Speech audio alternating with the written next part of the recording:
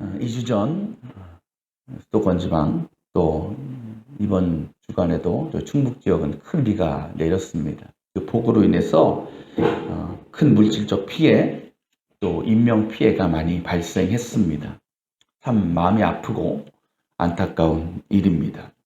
그런데 이러한 비참하고 또 안타까운 상황 속에서도 우리에게 큰 감동을 주는, 우리의 마음을 좀 따뜻하게 하는 그런 일도 있었습니다. 한 번은 강남역에 폭우가 내려서 배수관에 이제 막혀서 이제 물이 막 넘쳤어요. 지나가던 한 남성이 그 배수관에 다가가서 거기에 있는 쓰레기를 맨손으로 다 끌어 넣었습니다. 하나만 넘겨주시면 제가 사진들을 준비했는데,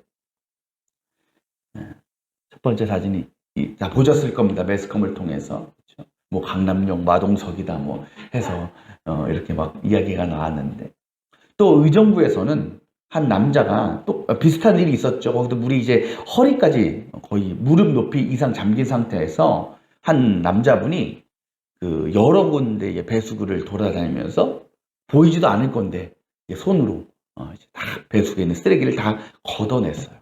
그리고 그것을 지켜보던 한 여성분이, 저 위에 쓰레기 봉지를 들고 있는 여성분 보이시죠? 전혀 관계없는 분입니다. 근데 그것을 보고 어디서 큰 쓰레기 봉지를 갖고 와서 그 남자분이 쓰레기 버리는 것을 도와주기도 했습니다. 또 하나 넘겨주시면, 또 한번 이런 일도 있었습니다. 서초동의 한 도로에서 차가 완전히 잠겨 있는 상태인데 그 안에 한 여성분이 있었어요. 빠져나오지 못하고 있었습니다. 그때 한 남성이 그곳으로 헤엄쳐 가서 그 여자분을 차에서 끌어내고 헤엄쳐서 구조한 일도 있었습니다.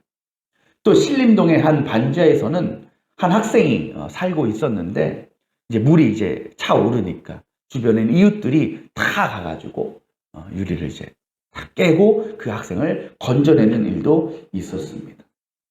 이분들의 희생과 또 노력을 통해서 더 큰 피해를 막을 수 있었고 또 소중한 생명을 살릴 수 있었습니다. 참 대단하죠. 참 훌륭한 분들입니다. 근데 이분들의 행동이 더 감동을 주고 울림을 주는 것은 그 일 자체뿐 아니라 그 이후의 반응 때문이기도 합니다. 앞서 말씀드린 그 강남역 마동석 그분과 그 쓰레기를 치우신 분들, 또 사람을 이제 차에서 꺼내서 구조하신 분들의 공통점이 뭐냐? 그 일을 하고 그냥 가버렸어요. 그냥 아무 일 없었다는 듯이 그 자리를 떠났습니다. 특히 이제 그 차에서 여성을 구조해내신 그분은 딱 구조해낸 다음에 그 여성분에게 조심히 가세요 인사 한마디 남기고 그 자리를 떠났다고 해요. 그 다음에 신원이 밝혀지고 여러 매체에서 인터뷰를 하지 않았겠습니까? 공통적으로 하는 말이 그거예요. 당연히 해야 될 일을 했다. 어떤 상황에서도 또 그런 상황을 만나면 나는 똑같이 행동했을 것이다. 여러분, 정말 그 일이 당연한 일일까요? 정말 그분들 말씀처럼 내가 해야 될, 그분들이 해야 될 일이었을까요? 제가 볼 땐 그렇지 않은 것 같아요. 그 누구도 감히 할 수 없는 일을 그분들은 해냈다라는 겁니다. 생각해 보세요. 여러분까지는 안 가겠어. 제가 만약 그 상황에 그것을 지나가고 있었다면 나는 과연 저분들처럼 행동할 수 있었을까? 난 수영도 못하는데 솔직히 자신이 없더라고요. 왜 그럴까요? 아마 그곳을 수많은 사람들이 그냥 지나갔을 겁니다. 그렇죠? 모른 척 지나갔을 거예요. 마음으로는 걱정하고 염려했지만 그냥 지나갔어요. 그분들 마음에 이런 마음이 있었을 거예요. 저러다가 내 몸이 더러워지고 내 옷을 버리면 어떡하지? 차에 갇힌 사람 구조하다가 나도 빠져서 나도 무슨 일 당하면 어떡하지? 왜 이 일이 어려운가? 바로 그것이 나를 포기해야 되는 일이고 나를 희생해야 되는 일이기 때문에 그게 쉽지 않은 거예요. 어려운 일인 거예요. 오늘 말씀에 예수님께서 안식일을 맞이해서 유대교의 한 회당에서 말씀을 가르치고 계셨습니다. 그런데 그곳에 모인 사람들 가운데는 참 가슴 아픈 사연이 있는 한 사람이 있었어요. 그가 누구냐면 18년 동안 허리가 굽은 채로 살 수밖에 없었던 한 여인이었습니다. 당시 유대인 회당은요, 성인 유대인 남자만 들어갔어요. 아이들 못 들어가고요. 여자들 못 들어갑니다.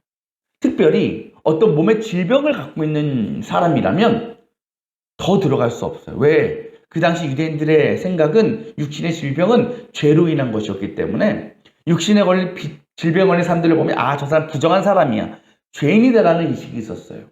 그러니까 가까이 갈 수가 없는 거예요. 이 여인도 예수의 말씀을 듣고 싶은데 회당 안에는 들어갈 수 없어. 아마도 저 먼 발치서 예수님을 바라보고 있었을 겁니다. 그런데 예수님의 눈에 그 여인이 들어왔어요. 그리고 그 여인을 보시고 그 여자를 앞에 불러 세우십니다. 그리고 그 여인에게 머리에 손을 얹으시고는 이렇게 선포하십니다. 여자여, 너는 병에서 풀려났다. 그러자 놀라운 일이 일어나죠. 18년 동안 굽어져 있던 그 여인의 허리가 꼿꼿이 펴지고 반드시 서게 된 것입니다. 아마도요, 회당에 모인 모든 사람들은 그 광경을 보고 깜짝 놀랐을 거예요. 그러면서 막 환호했을 거예요. 기뻐했을 거예요. 감격했을 거예요. 근데 여러분, 그 사람들 가운데 특별히 더 기뻐하고 특별히 더 즐거운 사람들이 있었습니다. 그들이 누군지 아십니까? 바로 평소에 예수님을 공격하고 적대하던 유대인 무리들이었어요. 바리새인들, 서기관들이 그렇게 기뻐했대요. 아니, 어떻게 예수님께서 행하신 기적을 보고 이 사람들이 이렇게 기뻐할 수 있을까? 이해가 됩니까, 여러분? 그 기적의 사건이 그들의 마음에도 큰 감동을 줘서 그들을 변화시킨 것일까? 아니면 그들도 사람이니까 18년 동안 그 질병으로 고통받던 여인이 회복된 것을 보고 마음에 막 감동이 막 생겨서 변화된 것일까? 여러분, 우리나라가 정치적으로 양극 둘로 갈라져 있잖아요. 그렇죠? 맨날 싸우잖아요. 근데 이제 이런 경우가 많죠. 한쪽에서 안 좋은 일이 생기면, 그렇죠? 누군 좋아? 반대쪽에서 너무 좋아하잖아. 티는 못 내고, 그렇죠? 또 이쪽에서 안 좋은 일이 생기면 이쪽에서 너무 좋아해. 왜? 공격할 거리가 생기는 거니까. 그러니까 반대편에 있는 사람들은 적대적인 편에 있는 사람들은 그 상대방이 어떤 공격당할 거리가 생기고 어떤 문제가 생기면 그걸 그렇게 좋아할 수밖에 없어요. 그거 볼모로, 그거 트집 잡아가지고 공격할 수 있으니까. 이 사람들이 기뻐한 것도 그거예요. 그 기적을 보고 예수의 능력을 보고 감격해가지고 막 감동해서 기뻐한 것이 아니에요. 14절 말씀을 보면 그 예수를 대적하던 그 유대인 무리 중에 중심에 있던 유대교 회당의 회당장이 나오는데 그가 뭐라고 얘기하냐면 14절에 이렇게 얘기하죠. 일을 해야 할 날이 엿새가 있으니 엿새 가운데서는 어느 날에도 와서 고침을 받으시오. 하지만 언제나 하지마? 안식일에는 그렇게 하지 마시오. 아까 말씀드렸잖아요. 오늘 말씀에 나오잖아요. 예수님이 그 여자를 고친 날이 언제다? 안식일이었다. 이게 문제인 거예요. 유대교 율법 보면요, 안식일에는 그 어떤 일도 해서는 안 된다고 기록되어 있어요. 그러면서 그 계명이 얼마나 구체적이냐, 안식일에 해서는 안 될 일들을 쫙 기록하고 있습니다. 근데 그런 것들이 어떤 내용이 있는지 아세요, 여러분? 이런 것들이 있어요. 안식일에는 접시에 기름을 따라서는 안 된다. 접시를 옮기는 일도 해서는 안 된다. 등잔불에 불이 꺼지면 불을 붙여서도 안 되고 그 불을 꺼서도 안 된다. 또 이런 일도 있어요. 신발에 우리 가끔 길거리 가다가 뭐 앞전이 박히거나 못이 이제 밟히는 일이 있죠. 만약에 신발 중에 이런 핀이나 못이 박혀 있으면 그 신발을 신고 나가면 안 돼. 왜 그런 줄 아세요? 신발에 못이 박혀 있다는 것은 그만한 무게를 신발이 견디고 있는 거야. 그러니까 뭐가 신발에 짐이 얹어진 거야. 못이라는 짐이. 그래서 그걸 신고 나가면 그 짐을 내가 지고 가는 게 되는 거야. 이해가 안 되죠. 근데 그렇게 했다니까요. 그래서 못이 박힌 신발은 신고 가면 그 율법을 범하는 거예요. 또 손톱도 못 깎고요. 머리 손질도 못 하고요. 수염도 못 깎았대요. 야, 이렇게 율법을 목숨처럼 지키던 유대인들에게요, 예수님이 하신 이 행동은 뭐예요? 의료 행위인 거예요. 사람을 고치는 일을 하신 거예요. 그것을 분명히 볼 때 예수님도 유대인이었잖아요. 그럼에도 불구하고 예수님이 뭐 한 거예요? 율법을 범한 거예요. 유대인들이 볼 때. 그리고 이 예수님의 행동은 평소에 예수님 약점 캐내려고, 예수님 실수 잡아내려고 눈에 불을 켜고 기다리고 있던 그 유대인 대적자들에게 아주 좋은 먹잇감이 될 수밖에 없었던 거예요. 그러니까 얼마나 기쁘겠어요. 야, 이제 저 예수 이제 내 손 안에 있다. 율법 안 지켰지? 너 이제 죽었다. 그러고 있는 거예요. 그래요, 여러분. 예수님께서는요, 지금 자신의 적대자들이 뻔히 눈앞에 있는 상황에서 그들이 목숨처럼 여기던 율법을 범하셨어요. 그렇다면 여러분, 이런 의문 생기지 않아요? 좀 이상하지 않아요? 왜 예수님께서 굳이 율법을 어기시면서까지 안식일을 율법을 범하시면 예수님께서 그들의 공격을 당하실 걸 아실까 모르실까? 당연히 아실 거예요.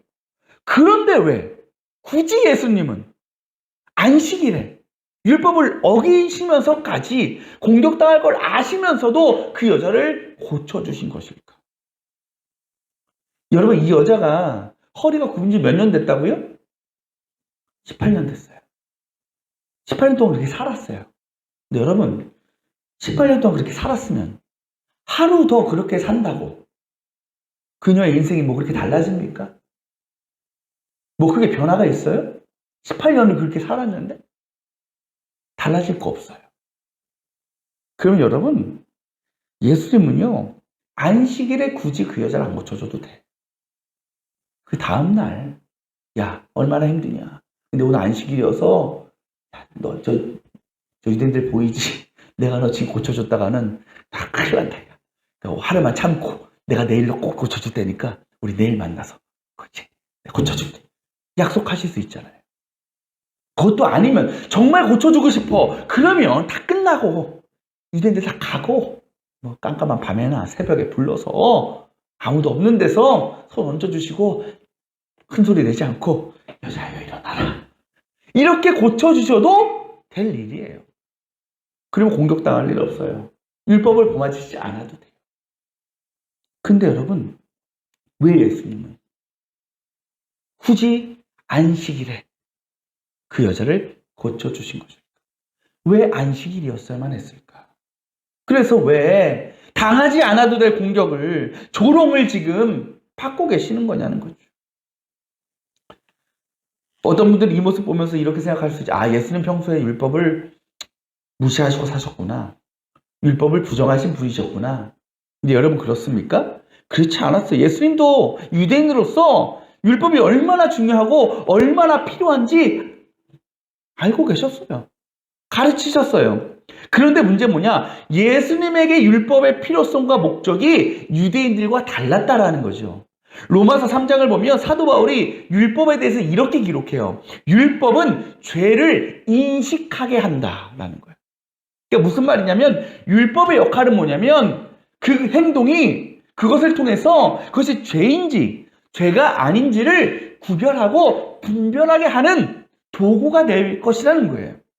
곧 율법을 통해서 아, 이것이 죄라는 것을 내가 발견할 수 있으면 그 죄에 대해서 회개할 수 있고 그 죄의 모습을 고쳐나갈 수 있게 하는 것이 율법의 역할이고 목적이었다라는 겁니다. 그런데 문제는 유대인들은 그 율법의 의미와 목적을 완전히 왜곡해버렸어요. 그들은 율법을 왜 지켰느냐? 내 의를 위해서. 율법을 지키는 행위를 통해서 나 이렇게 의롭다, 나 이렇게 잘났다. 그러면서 또 뭐해? 율법을 안 지키는 사람들 향해서 저 죄인들, 저 부정한 인간들 정죄하기 위해서 율법을 사용했어요. 곧 율법의 행위를 통해서 오직 내 공로를 자랑하고 또 그것을 구원의 수단으로 여기면서 살았다라는 거예요. 그런 유대인들에게 오늘 예수님은 율법의 진정한 의미를 가르쳐 주시고자 한 거예요. 곧 무엇으로 우리가 율법을 온전하게 지킬 수 있는가, 그리고 무엇을 하나님께서 이 율법을 주신 뜻과 목적이 무엇인가를 그들에게 가르쳐 주시기를 원하셨다라는 겁니다. 그것이 무엇일까요? 예수는 무엇을 통해서 율법을 완성하셨다고 말씀하십니까? 사랑이라는 거죠. 사랑. 곧 아무리 율법의 내용을 형식적으로 잘 지키고 또 행해도 그것 때문에 하나님을 마음을 아프게 하고 다른 사람들을 상처 주고 아프게 한다면 그 율법은 아무런 의미가 없는 겁니다. 오직 율법은 하나님을 사랑하고 이웃을 사랑하는 그 마음으로 행해질 때에 그 목적을 이루고 완전해진다는 것을 주님은 유대인들에게 가르쳐 주시길 원하셨다라는 거예요. 언제? 바로 지금 당장. 사실 예수님 입장에서 보면 저라면 굳이 그들 상대하지 않았을 거예요. 나를 비난하고 적대하던 이들, 그들과 뭐 말 섞는 게 싸우는 게 뭐가 이득이겠습니까? 하지만 주님은요, 그 율법의 계명을 어기시면서까지, 그리고 그들에게 공격당하시면서까지 그들에게 참된 율법이 무엇인가, 진정한 구원의 길이 무엇인가를 알려주시고자 한 겁니다. 바로 18년 된 질병으로 고통받던 여인에게 임한 율법을 넘어서는 예수님의 사랑과 구원의 은혜를 통해서 그것을 그 유대인들에게도 동일하게 전해주시고자 한 거였다는 거예요.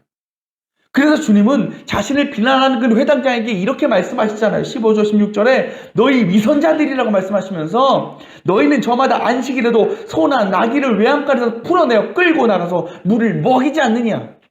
이 말씀 뭐예요? 유대인들은 안식일에도 뭐는 해? 자기 양들, 자기 나귀들, 말들 밥 주고 물 주는 일 했다라는 거예요. 이것도 우리 뭐라 할 수 있어요? 그들의 율법의 계명들은 온전히 자기 유익들, 자기 만족을 위해서 정해진 거예요. 자기 건 해도 돼. 자기 거 지키려면 뭐라도 해도 돼. 그러면서 뭐라고 말씀하셔요? 그러면서 십수년간 질병으로 고통당하는 아브라함의 딸인 이 여자가 사탄에게 매여 있는데 안식이라도 이 매임을 풀어줘야 되지 않겠냐. 이 여인도요, 유대인 여자예요. 동족이에요. 너희 것, 너희 소유, 너희 물질, 귀한 것 알면서 너는 어떻게 같은 동족인 이 여자가 18년 동안 이렇게 고통당하는 것을 보고도 너는 어떻게 가만히 있을 수 있겠느냐? 그것이 하나님의 뜻이겠느냐? 그것이 하나님의 가르침이냐? 그렇게 말씀하시고 계신 거예요. 곧 너희가 그러는 것처럼 이 여인이 고통당할 때에 비록 그날이 안식일지라도 그것을 고쳐주는 것이 하나님의 뜻이고 그것이 마땅히 해야 될 일이 아니겠느냐라고 주님이 말씀하시는 거예요. 그 말씀을 통해서 주님은 율법이라는 것이 개인의 만족과 유익이 아니라 개인의 자랑이 아니라 한 영혼을 살리고 한 영혼을 회복시키고자 하는 사랑으로 행해야 한다는 것을 가르쳐 주신 겁니다. 여러분, 지금 이 상황은 주님께 어떤 상황이에요? 위기입니다. 어려운 상황이에요. 왜? 공격당할 수 있으니까. 잡힐 수 있어요. 매 맞을 수 있어요. 죽일 수도 있어요, 사람들이. 근데 여러분, 이 예수의 말씀에 그들의 놀라운 반응을 우리 살펴볼 수 있습니다. 17절에 뭐라고 말씀하십니까? 한번 볼까요? 그를 반대하던 사람들은 모두 부끄러워하였고 모두 예수께서 하신 모든 영광스러운 일을 두고 기뻐하였다. 그 일로 인해서 유대인들에게 큰 공격과 비난을 받게 되실 줄 알았는데 오히려 그들이 그 기적의 사건을 통해서 예수의 말씀을 통해서 복음을 통해서 부끄러움을 얻었다. 자신의 죄를 깨닫게 됐다라는 겁니다. 그러면서 함께 그 일에 기뻐하고 하나님께 영광 돌리는 존재로 변화되었다라는 거예요. 이것이 바로 복음의 능력이고 사랑의 능력인 것입니다. 사랑하는 여러분, 우리도 살면서 때로 어떤 갈등의 문제가 생겨요. 세상적인 방법을 택할 것인가? 하나님이 원하시는 일을 택할 것인가? 믿음을 택할 것인가? 죄를 택할 것인가? 고민에 빠질 때가 많습니다. 그리고 그때 솔직히 우리는 믿음과 신앙을 지키기보다는 세상이 원하는 방식과 뜻을 따를 때가 많이 있습니다. 왜냐하면 괜히 믿음 지키겠다고 했다가 괜한 일 했다가 사람들에게 비난받을 수도 있고 조롱당할 수도 있고 또 그렇게 되면 세상적으로 누릴 수 있는 것들을 잃어버리고 또 내가 희생해야 될 수도 있는 그런 상황이 불안하고 두렵기 때문입니다. 예수님도 똑같은 상황이었어요. 하지만 예수님은 자신의 적대자들에게 비난과 공격당하실 것을 뻔히 아시면서도 안식일에 그 여인을 고쳐주셨습니다. 왜냐하면 그 일은 굳이 하지 않아도 될 일이 아니었기 때문이었습니다. 반드시 예수님께서 하셔야 됐던 일이기 때문에 그런 것입니다. 그것이 예수님께서 이 땅에 오신 이유이고 율법의 완성을 이루시는 일이었기 때문입니다. 주님은 지금도요, 하나님의 뜻과 목적을 완성해 가시고 이루어가고 계십니다. 바로 먼저 택함 받은, 믿음으로 구원받은 저와 여러분을 통해서 그 일을 이루어 나가고 계시는 것입니다. 앞서 저는 이번 포구 때에 영웅이라고 할 수 있는 그 몇 분들을 소개해 드렸습니다. 근데 그 중에 우리가 두 번째 살펴봤던 그 의정부에서 그 여러 배수구를 퍼내고 흑세리를 꺼냈던 그분을 말씀드렸습니다. 제가 어제 그분에 대한 뉴스를 봤는데 이분이요, 자폐인이라고 합니다. 자폐인이고 그 가까운 곳에 교회에 거의 살다시피 하시는 그런 분이었대요. 근데 그 교회나 그 지역에 이런 장애인분들이 많이 계셨다고 합니다. 그래서 어제 그 교회 목사님하고 인터뷰를 하는 걸 제가 봤는데, 그러니까 평소에 그 교회에 대해서 사람들이 별로 시선이 안 좋았대요. 왜? 아무래도 장애인들이 좀 있으니까 동네도 좀 불안하고 좀 멸시하고 멀리하고 그런 게 있었다라고 합니다. 늘 목사님 마음이 아팠대요. 근데 이 사건 이후에 그분이 그 보고 가운데 그 배수관의 모든 쓰레기들을 다 퍼내고 치우는 그 일을 사람들이 다 받지 않았겠습니까? 그 사건 이후에 완전히 사람들의 시선이 달라졌더라. 처음에는 멸시하고 비난하고 조롱했던 동네 사람들이 목사님 만나면 목사님 잘 계시죠? 그분도 잘 계시죠? 격려하면서 칭찬하는 사람들로 변화됐다라는 거예요. 그래요.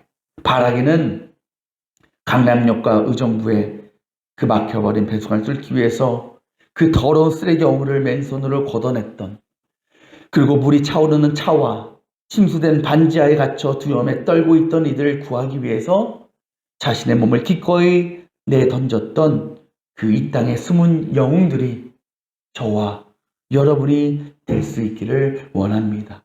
그것은 비단 우리가 육신적으로 정말 내 몸을 던져서 그분의 고통당하는 죽음의 위기에 빠진 이들을 구하고 살리는 일만을 의미하는 것이 아닙니다. 더 중요한 일이 있습니다. 바로 아직도 하나님을 믿지 못하고 아직도 죄에 빠져서 영원한 심판과 멸망으로 나아가는 이들을 변화시키고 구원하는 그 일을 우리가 감당해 나가야 된다는 것입니다. 우리가 먼저 믿고 먼저 구원받은 자로서 말씀에 순종하고 사랑을 베풀고 또 우리가 해야 될 믿음의 일들을 기꺼이 마땅히 감당해 나감을 통해서 그들에게 하나님이 살아계시고 복음이 진리이고 너희들에게도 구원이 임할 수 있다는 그 진리를 우리는 가르쳐 주어야 되는 것입니다. 그런 우리들의 신앙과 삶을 통해서 여전히 육신과 마음의 아픔으로 상처로 고통당하며 살아가는 이들이 치유함을 얻게 되는 놀라운 역사, 더 나아가서 우리를 대적하고 비난하던 이 세상 사람들까지도 회개하고 거듭나는 놀라운 구원의 역사를 우리 하나님께서 놀랍게 이루어 가실 줄 믿습니다.